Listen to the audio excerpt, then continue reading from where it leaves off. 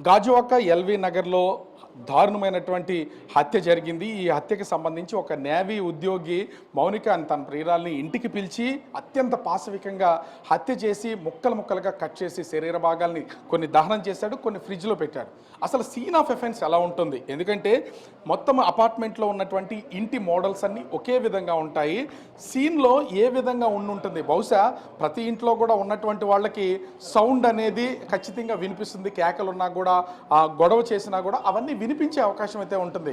నేను ఇది కనిపిస్తున్నటువంటి లొకేషన్ జనాలు కొంత రద్దీగా కనిపిస్తున్నటువంటి ప్లేసే అపార్ట్మెంట్, అంటే ఆ ఫ్లాట్ రవీంద్ర ఉంటున్నటువంటి 102 ఫ్లాట్. ప్రస్తుతం దానికి పక్కనే ఉన్నటువంటి 101 ఫ్లాట్ దగ్గర ఉన్నాను. నేను ఒకసారి హౌస్ లోపలికి వెళ్ళి, అంటే లోపల నుంచి బయటికి ఏమన్నా సౌండ్స్ వినిపిస్తాయా లేదా ఒకసారి చెక్ చేద్దాం. ఎందుకంటే దీన్ని నేను లోపలికి చూపించే ప్రయత్నం అయితే చేస్తాను. లోపల కూడా హౌస్ సంబంధించినటువంటి ఓనర్స్ వాళ్ళ పిల్లలు లోపల ఉన్నారు, ఓనర్ అయితే బయట ఉన్నారు. కానీ నేను ఒకసారి దీన్ని ఎలా ఉండొచ్చు అనే దాన్ని నేను చూపించే ప్రయత్నం అయితే చేస్తాను. ఇక్కడ దీనికి సంబంధించి ప్రస్తుతం నేను హాల్కి అయితే వచ్చాను. ఒకవేళ ఎవరన్నా గొడవ చేసుకున్నా ఘర్షణ పడ్డా కూడా ఖచ్చితంగా కుటుంబ సభ్యులకు సంబంధించి ఆ విషయాలు అనేది వాళ్ళకి తెలిసే అవకాశం అయితే ఉంటుంది. ఇది పక్కన ఉన్నటువంటి ఫ్లాట్. వాస్తవంగా ఆ ఇంటికి ఈ ఇంటికి ఏ విధమైనటువంటి సంబంధం లేదు.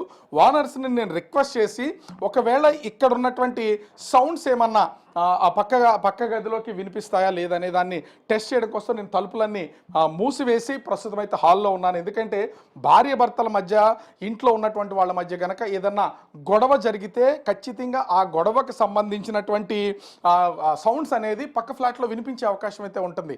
ఇప్పుడు నా మాటలు ఇంటి యజమాని ప్రస్తుతం అయితే ఇంటి బయట ఉన్నారు. అసలు ఆయనకి ఏమైనా వినిపించాయా లేదనేది ఆయన్ని పిలిచి ప్రస్తుతం నేను అడుగుతాను. ఒకసారి వస్తారా? మీరు మీ ఇంట్లోనే ఉన్నాను నేను, మీకు సంబంధించి ఇప్పుడు నేను మీ ఇంట్లో ఉన్నాను. నేను మాట్లాడిన ఏదైనా మాట నేను చాలా గట్టిగా మాట్లాడుతున్నాను కదా, నా మాటలు ఏమన్నా బయట ఉన్నటువంటి మీకు ఏమైనా వినిపించాయి? ఏ విషయం వినిపించట్లేదు. చాలా క్లోజ్డ్గా ఉంటుంది. ఇవి అపార్ట్మెంట్లు చాలా క్లోజ్డ్. తర్వాత ఇండస్ట్రియల్ ఏరియా పక్కన ఉండడం వల్ల డస్ట్ వల్ల కాస్త డోర్స్ కూడా క్లోజ్ చేసుకుంటాం ఇప్పుడని. అంటే ఇప్పుడు నా మాట చాలా గట్టిగా వస్తుంది కదా మీకు, అక్కడ ఉన్నటువంటి మీ పిల్లలకి నా మాట మీకు వినిపిస్తుందా? అంటే అక్కడ ఉన్నటువంటి మీ పిల్లలకు కూడా నా మాట చాలా గట్టిగా వినిపిస్తుంది, ఎక్కడో లోపల బెడ్రూమ్లో ఉన్నటువంటి వాళ్ళకి. జస్ట్ గోడకు పక్కనే ఉన్నారు కానీ నా మాట వినిపించలేదు. సో అంటే ఈ అపార్ట్మెంట్లో జరిగిన హత్య కానీ వాళ్ళ గొడవ కానీ పక్కన ఉన్నటువంటి వాళ్ళకో ఎదురు వాళ్ళకో పక్క వాళ్ళు ఎవరికి వినిపించే ఛాన్సే లేదు. ఎందుకంటే ఆల్వేస్ క్లోజ్ చేసి ఉంటాయి డోర్స్ అన్నీ. మీకు చెప్తున్నాం కదా, ఇండస్ట్రియల్ ఏరియా పక్కన ఒకటి ఉంది కదా, హెవీ డస్ట్, మాకు డస్ట్ ఎక్కువ రావడం వల్ల ఇప్పుడు డోర్ క్లోజ్ చేసి ఉంటాయి. ఇక్కడ అంటే ఇప్పుడు రవీంద్ర ఫ్యామిలీ వచ్చి నిన్నటికే 1 year అని చెప్తున్నారు. సో ఈ 1 yearలో ఎప్పుడన్నా అతనితో ఎప్పుడన్నా మాట్లాడడం ఇట్లాంటివి ఏమన్నా పక్క ఫ్లాట్ వాళ్ళే కాబట్టి ఇట్లాంటిది ఏమైనా ఎప్పుడన్నా గమనించారా? లేదు. అతను ఎవరితో అతను మాట్లాడాలంటే ఎప్పుడన్నా మాట్లాడితే మా అబ్బాయితో మాట్లాడతాడు. అది కూడా అతనికి 2-3 వెహికల్స్ ఉన్నాయి, హై క్వాలిటీ వెహికల్స్ ఉన్నాయి అతనికి. మా అబ్బాయికి వెహికల్స్ అంటే పిచ్చేవాడికి, దాని గురించి డిస్కస్ చేసి ఉంటాడు తప్ప ఇంకా అతను ఎవరితోనే మాట్లాడ్డాడు. అంటే ఇంటి లోపల కూడా చూస్తే చాలా లావిష్గా ఉంది. ఫైనాన్షియల్గా కొంత స్ట్రాంగ్గా ఉన్న వ్యక్తి. ఫైనాన్షియల్గా స్ట్రాంగ్ ఉన్న వ్యక్తి. అతను బైకే 4 lakhs ఉంటుంది ఒక్కొక్క బైక్. అతను బైక్ ఫైనాన్షియల్గా స్ట్రాంగ్ అతను.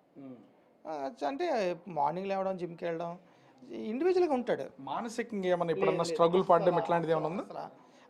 అతని ఫేస్లో అటువంటిది మేము ఎప్పుడు గమనించలేదు. అతను ఎవరికి కనపడ్డు కూడా. సో మనం ఇది పక్క ఫ్లాట్లో ఉన్నటువంటి ఓనర్స్ హౌస్. ఇది సేమ్ ఫ్లాట్ అక్కడ ఉన్నట్టు కానీ మనం చూసాం కదా, అక్కడ ఈ ఇంట్లో మనం ఏ విధంగా అయితే టీవీ చూసామో ఆ టీవీని ఏ ప్లేస్లో అయితే పెట్టారో అదే విధంగా ఈ ఇంట్లో కూడా సేమ్. ఎందుకంటే కన్స్ట్రక్షన్ ఒక్కళ్ళే చేశారు కాబట్టి యాజ్ టీజ్గా మనం బయట నుంచి చూస్తే కనుక ఈ ఫ్రిడ్జ్కి సంబంధించి కూడా ముఖ్యంగా చూస్తే అదే ప్లేస్లో ఉంది. అంటే ఒకే రకమైనటువంటి సెట్టింగ్ అంతా ఇంట్లో కానీ ఇంటి వాతావరణం కానీ అంతా ఉన్నటువంటి పరిస్థితి అయితే ఉంది. నేను ఇంత గట్టిగా మాట్లాడినా కూడా బయట ఎవరికి వినిపించినటువంటిది అయితే లేదు. నేను డోర్ వేసి మాట్లాడినంతసేపు ఒకసారి ఇంటి బయటికి వచ్చిన తర్వాత ఇక్కడ అంటే నేను చాలాసేపటి నుంచి మాట్లాడుతున్నాను. వచ్చినటువంటి వాళ్ళు అసలు ఇక్కడ ఏం జరుగుతుందో ఏంటి అనేది బహుశా ఎవరికి వినిపించకపోయి ఉండవచ్చు.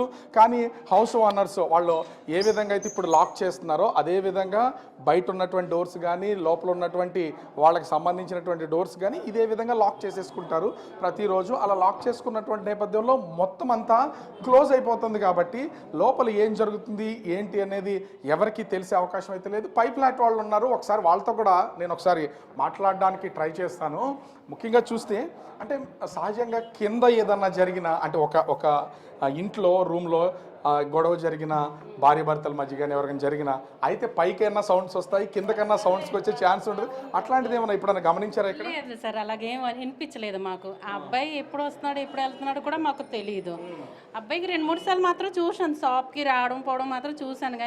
కానీ ఆ ఫ్యామిలీతోనైతే ఎప్పుడు చూడలేదు. ఆవిడ డెలివరీకి వెళ్ళిపోయింది, 2 months బ్యాకే వెళ్ళిపోయింది ఆవిడ. అంటే నిన్న మీరు ఏమన్నా మీ ఫ్లాట్స్లో ఏమైనా ఉన్నారా? అంటే ఏ ఫ్లోర్లో ఉంటారు మీరు? ఇదే ఫ్లోర్? సెకండ్ ఫ్లోర్లోనే. అంటే ఇంచుమించుగా మీకు పైనే ఉంటుంది అతని ఇల్లు కూడా? మా పైనే. గొడవ జరగడం కానీ ఏం లేదు, ఏమీ వినిపించలేదు మాకు. అసలు మాకు సౌండ్ కూడా రాలేదు మాకు. ఏడు జరిగింది అది నిన్న సాయంత్రం మాకు తెలిసింది. అదే 7-7:30 టైంలో, 8 గంటల టైంలో తెలిసింది మాకు ఇలాగ అయిందనేసి మా ఫ్లాట్లోననేసి అనుకొని మేమే షాక్ అయిపోయాము. ఇంకా దానికన్నా మనకు తెలియదు. సో మీది 102 అంటే 202 అంటే ఇప్పుడు ఎవరైతే హత్య చేసినటువంటి రవీంద్ర ఇంటికి పైన సేమ్ ప్లేస్ లో ఉన్నారు మీరు కూడా? అవునవును సార్, సౌండ్స్ ఏం లేదు. సో మనం ఇక్కడ గమనిస్తే చాలా ఆశ్చర్యకరమైనటువంటి ఒక పక్కా ప్లాన్ తో, అంటే ఇక్కడ హత్య చేసినటువంటి సమయం కానీ హత్య జరిగినటువంటి సమయం కానీ మనం ఒక్కసారి గమనించి చూస్తే ఖచ్చితంగా ఇద్దరి మధ్యన వాగ్వివాదం అయితే ఖచ్చితంగా జరిగి ఉండొచ్చు. ఎందుకంటే ఆ ఘర్షణ జరిగిన తర్వాత ఆమెను కూల్ చేసి హత్య చేసే ముందు ఆమెకి ఏమైనా మత్తు పానీయం కానీ ఇలాంటిది ఏమన్నా ఇచ్చి ఉండవచ్చు. ఎందుకంటే ఆమెకి మైకంలో ఉండేలాగా చేసిన తర్వాత హత్య జరిగితే అప్పుడు కానీ ఈ విషయం బయటకు వచ్చే అవకాశం అయితే లేదు.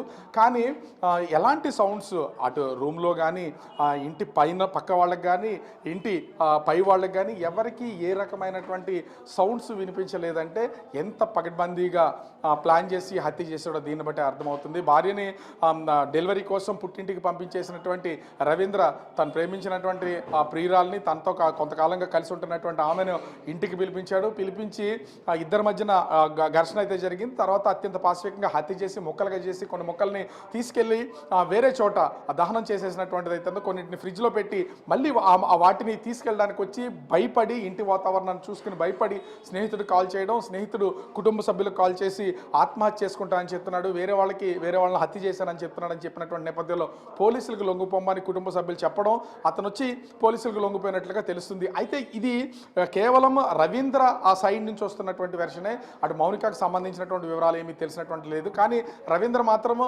లావిష్గా తన లైఫ్ బాగుంటుంది, 3-4 బైక్స్ ఉన్నాయి, ఒక్కో బైక్ 4 లక్షల వాల్యూ ఉన్నటువంటిది, ఫైనాన్షియల్గా ఎట్లాంటి ఇబ్బంది లేదు, మెంటల్గా ఏ విధమైనటువంటి డిస్టర్బెన్స్ లేదు, చాలా స్ట్రాంగ్గా ఉండేటువంటి వ్యక్తి, ప్రతిరోజు జిమ్కి వెళ్తాడు, చాలా స్ట్రాంగ్గా ఉంటాడని పక్క ఫ్లాట్ వాళ్ళు చెప్తున్నటువంటిది అయితే మనం పక్క ఫ్లాట్లో కూడా సేమ్ వాతావరణం ఉన్నటువంటి ఇంటిని చూసి అసలు లోపల జరుగుతున్నటువంటి ఘర్షణ వాతావరణం కానీ లోపల జరిగే మాటలు కానీ ఏమైనా వినిపిస్తా లేదనేది ఒక డెమోగా కేస్ స్టడీగా చేసి చూపించే ప్రయత్నం అయితే చేస్తే, కానీ ఇంటి ఓనర్ని బయట పెట్టి మన లోపలికి వెళ్ళి మాట్లాడినా కూడా బయట ఉన్నటువంటి వాళ్ళకి ఏ రకమైనటువంటి శబ్దాలు వినిపించినటువంటి నేపథ్యంలో హత్యను చాలా ఈజీగా చేసి తను ఆ శవాన్ని మాయం చేసే ప్రయత్నం చేసి చివరికి భయపడి పోలీసులకైతే ఈ సమాచారం ఇచ్చి లొంగిపోయినటువంటి పరిస్థితి కనిపిస్తుంది. కానీ ఇంత దారుణమైనటువంటి ఈ హత్యకు సంబంధించి మరి మౌనిక తల్లిదండ్రులు ఏ విధంగా రెస్పాండ్ అవుతారు, పోలీసులు ఈ కేసుని ఏ విధంగా ఇన్వెస్టిగేషన్ చేసి కేసును ముందుకు తీసుకెళ్తారనేది మాత్రం వేచి చూడాల్సినటువంటి పరిస్థితి కనిపిస్తోంది.